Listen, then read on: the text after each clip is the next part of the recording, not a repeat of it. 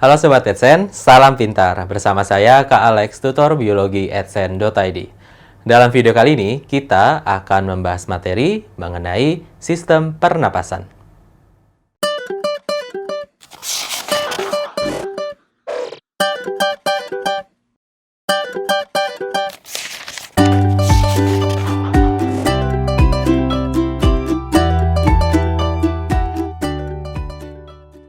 Sekarang, kita akan melanjutkan pembahasan terkait dengan struktur dari sistem pernapasan sekaligus dengan bagaimana mekanisme atau proses fisiologisnya.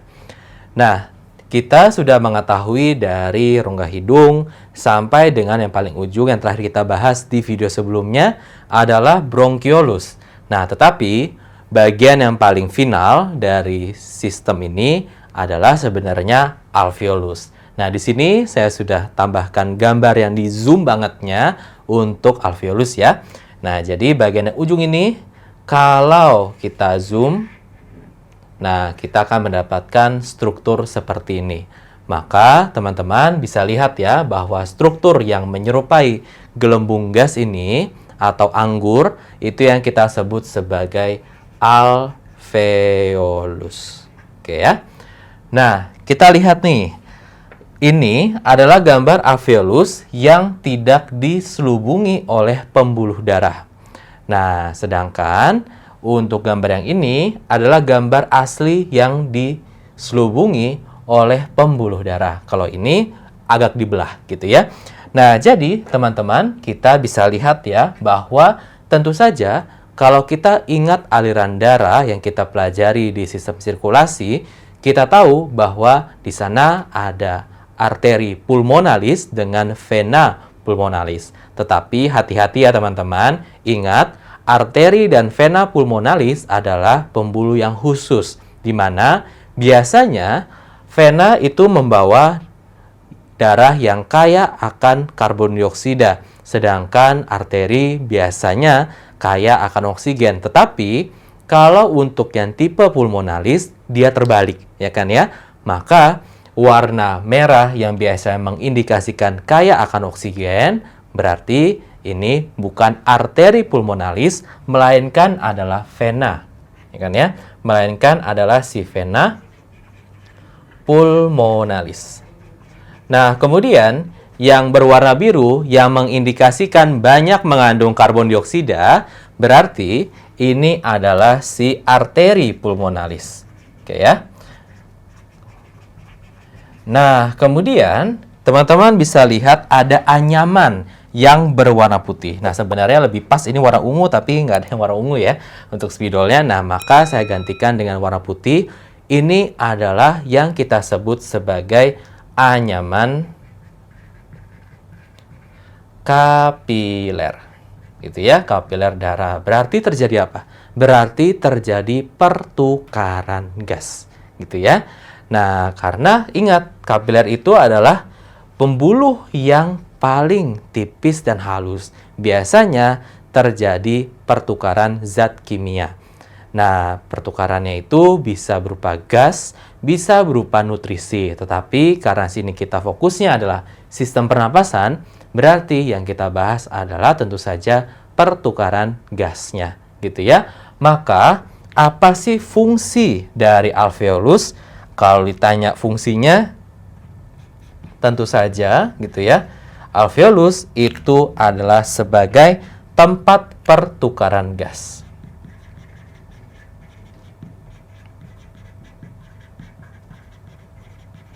Ya, tempat pertukaran gas. Mekanisme pertukaran gasnya itu melalui sistem transport zat yang kita kenal sebagai difusi gitu ya.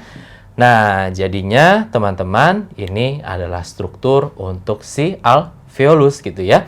Jadi isinya itu adalah ruangan atau rongga yang berisi gas.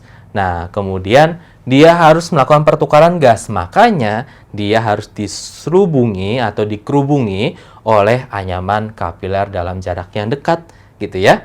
Nah, sekarang kita akan mempelajari bagaimana caranya dia berpindah. Tapi sebelum itu kita akan ambil satu perwakilan gelembungnya atau alveolusnya. kemudian kita potong, gitu ya. Dan ini adalah si pembuluh darahnya, gitu ya. Jadi ini kita gambarkan, kita ambil informasinya, gitu ya. Ini adalah si kapilernya, gitu ya. Sedangkan yang berwarna kuning itu adalah si alveolusnya.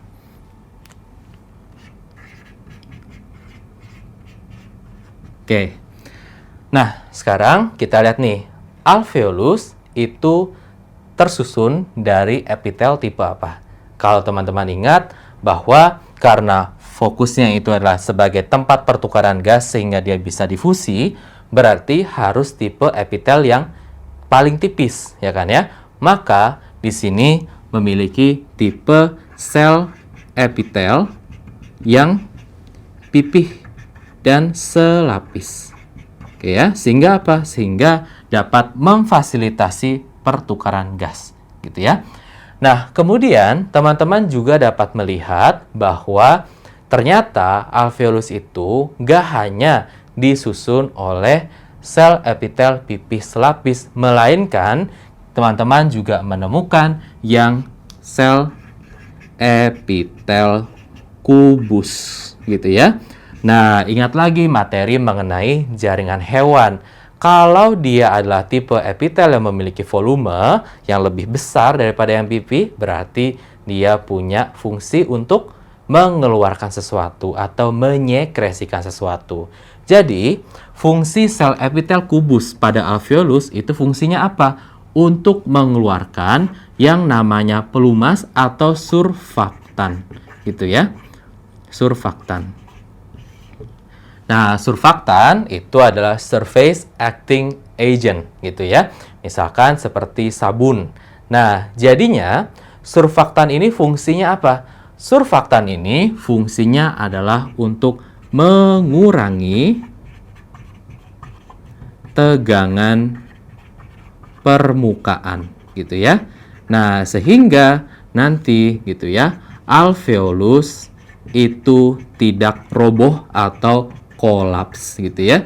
Nah, jadi karena proses dari secara fisika gitu ya mengenai tekanan dan sebagainya, maka alveolus itu punya kecenderungan untuk mengecil, gitu ya. Bisa kedorong gitu loh, mengecil gitu ya. Nah, itu akan menyebabkan kolaps gitu ya alveolusnya. Nah, untuk mencegah hal seperti itu, maka kita membutuhkan suatu zat yang akan mengurangi tegangan permukaannya. Nah, itu yang kita sebut sebagai surfaktan yang dihasilkan oleh si sel epitel kubus. Selain itu, kita juga bisa menemukan di sini ada sel darah putih, gitu ya. Nah, ini sel darah putih. Tujuannya apa kira-kira? Tujuannya pastinya berkenaan dengan imunitas, ya kan ya? Dimana, ingat, yang kita hirup itu bisa macem-macem banget, ya kan ya. Nggak cuman udara murni, walaupun sudah disaring oleh bulu hidung, diperangkap oleh lendir, ya kan ya. Kemudian diperangkap lagi oleh lendir yang ada di batang tenggorokan, tetap aja ada zat atau ada mungkin mikroorganisme yang lolos, ya kan ya. Maka di sini akan difagositosis atau dimakan gitu ya oleh si sel darah putih. Oke ya. Nah, jadi teman-teman sudah lihat ya bagian detail dari si alveolusnya. Sekarang kita akan melakukan difusi atau pertukaran gas. Nah, berarti ceritanya seperti ini. Maka oksigen yang kita hirup gitu ya. Di sini oksigen yang kita hirup itu akan berpindah ke sini. Oke ya. Nah, sedangkan CO2 gitu ya, hasil metabolisme itu akan berpindah dari kapiler ke alveolus, ya kan ya. Ingat bahwa oksigen dan karbon dioksida itu dibawa atau diikat oleh si sel darah merah oleh hemoglobin, ya kan ya. Nah, sekarang pertanyaannya adalah bagaimana sih prosesnya gitu ya? Kok bisa berpindah? Nah, teman-teman, ini kita akan awali dengan memahami konsep dari tekanan udara. Nah, jadi teman-teman ingat bahwa yang namanya udara itu berpindah gitu ya dari tekanan yang tinggi ke tekanan yang lebih rendah. Oke ya. Nah, dalam konteks tubuh, perpindahan ini terjadi secara difusi. Nah, kalau kita mempelajari mengenai sistem pernapasan, kita akan menemukan istilah yang kita sebut sebagai tekanan parsial. Oke ya. Nah, apa sih bedanya dengan tekanan udara? Nah, di sini kita akan pelajari ya. Nah, jadi kalau kita sebut tekanan udara,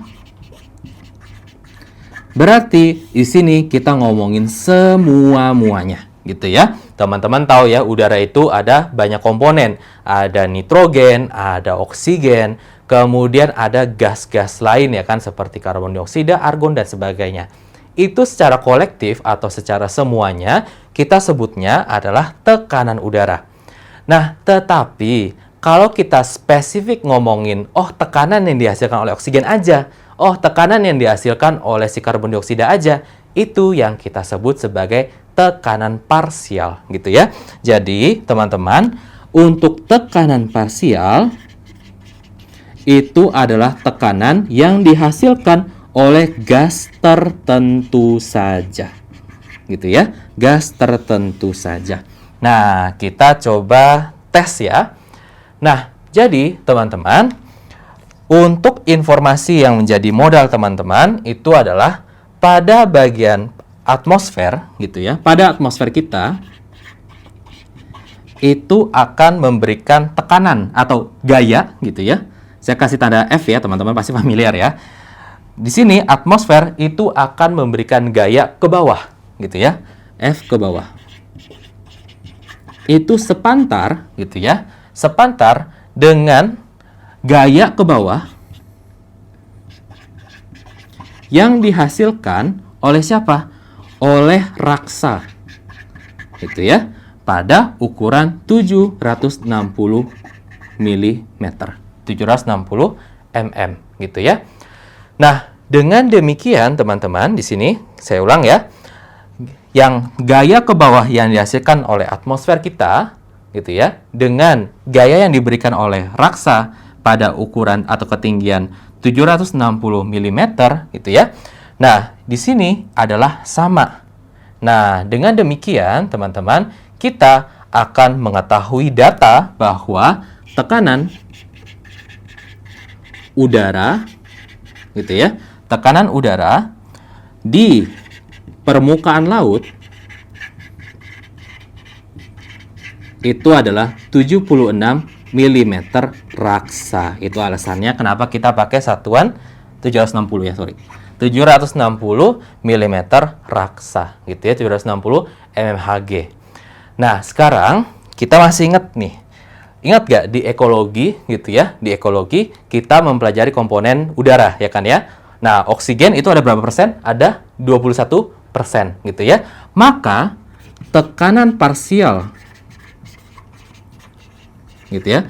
Tekanan parsial dari oksigen atau yang kita bisa tulis sebagai PO2 itu dapat dihitung sebagai 21%-nya dari siapa? Dari si tekanan udaranya, berarti 760 mm raksa gitu ya. Maka kita akan mendapatkan kira-kira itu adalah 160 mmHg gitu ya, yang mana angka ini lebih tinggi daripada karbon dioksida. Nah, jadi kalau cari yang tekanan parsial karbon dioksida gimana? Ya, tinggal tahu persentase karbon dioksida kan kecil banget ya, dikalikan dengan 760 mm raksa. Nah, itu yang kita sebut sebagai tekanan parsial. Artinya, tekanan ini hanya punya gas tertentu saja, gitu ya, dilambangkan dengan P. Oke. Nah, jadinya teman-teman ingat, udara itu berpindah dari tekanan parsial yang tinggi ke yang rendah, gitu ya. Nah, itu alasan kenapa terbentuk angin, ya kan? Demikian juga yang terjadi di tubuh kita. Maka, agar dapat berpindah, gitu ya, nilai tekanan parsial yang ada di alveolus, khususnya oksigen, di sini saya tulis PO2, di sini juga saya tulis ada PO2 di pembuluh darah, di darah ya, khususnya, berarti lebih tinggi siapa? Tentu saja lebih tinggi tekanan parsial oksigen yang ada di alveolus kita. Di sini lebih rendah, ya kan ya? Demikian juga untuk si karbon dioksida. Kalau si karbon dioksida berarti di sini ada PCO2 di darah, di sini ada PCO2 yang ada di alveolus, ya kan ya? Berarti ini harus lebih tinggi, ini harus lebih rendah agar apa? Agar bisa berpindah. Ingat, difusi dari yang hiper ke hipo.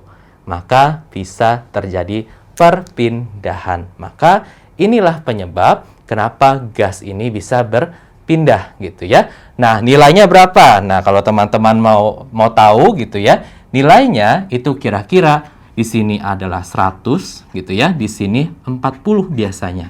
Nah, di sini 46, di sini 40 gitu ya. Maka dia akan berpindah. Oke ya. Jadi, setelah keliling tubuh bawa CO2 lebih banyak, CO2-nya akan berpindah ke alveolus untuk kita hembuskan, kita hirup, kita dapat oksigen, tekanannya tinggi, ya kan ya, kemudian bisa dipindahkan ke darah, gitu ya. Maka teman-teman ini adalah keterangan lengkap gitu ya, kenapa dia bisa berpindah. Nah, Sobat Esen, sampai di sini dulu video kelanjutan pembahasan materi mengenai sistem pernapasan. Sampai bertemu di video berikutnya, semoga bermanfaat. Salam pintar! Sekian Sobat Esen untuk video pembelajaran hari ini. Sampai ketemu lagi di video belajar berikutnya. Jangan lupa aktifkan notifikasi untuk video terbaru kami ya. Sobat Esen juga bisa mengunjungi @esen.id dan temukan ribuan video pembelajaran. Sampai jumpa Sobat Esen, salam pintar!